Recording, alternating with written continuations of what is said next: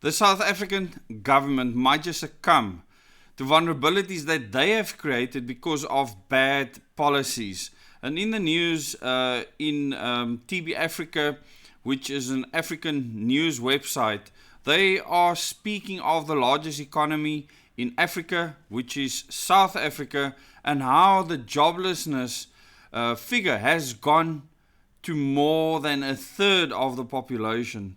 Jobless surges threatens Africa's most industrialized economy as unemployment hits 33.6%.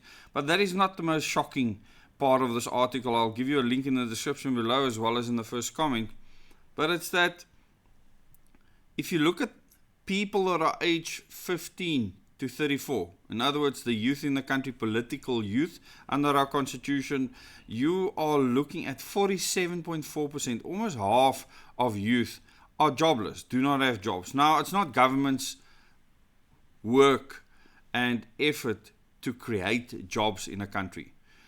In fact, it should be the exact opposite. They should not create jobs within government. Our government is bloated, it's huge, and the wage bill for our current government employees is absolutely massive. It's a huge chunk of the tax that we pay, and this is hugely problematic. The government's job is to create a climate and environment where businesses can thrive, businesses that provide jobs to people so that people can make a living.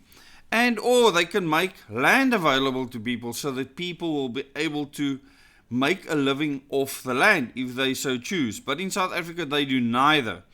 So in this article, it says South Africa's official unemployment rate climbed to 33.6% in the second quarter of 2026, up 0.9 percentage points from 32.7 in the previous quarter.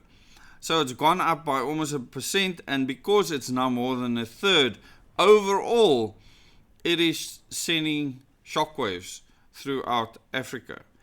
Data realized Tuesday by Statistics South Africa in its quarterly labor force survey revealed that the number of unemployed citizens jumped by 345,000 to reach 8.5 million people.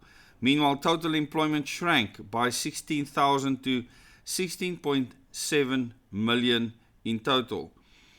And the divergence between an expanding workforce and contracting payrolls drove the headline spike. Over 329,000 job seekers entered the labor market during the 3-month period, rapidly outstripping new opportunities across both formal and informal sectors. So it's just more and more people entering the labor market.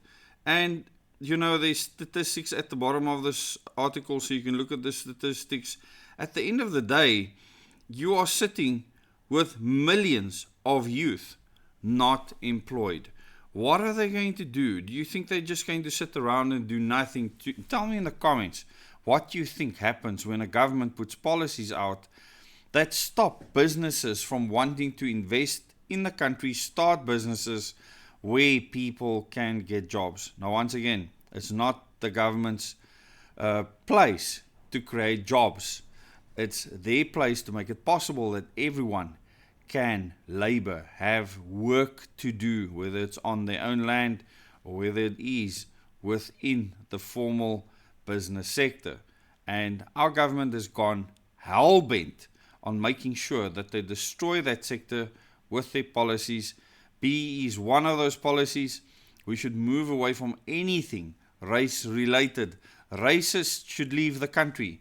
There's no place for you here, and our government is no different. Thanks so much for watching this video. Tell me in the comments what you think.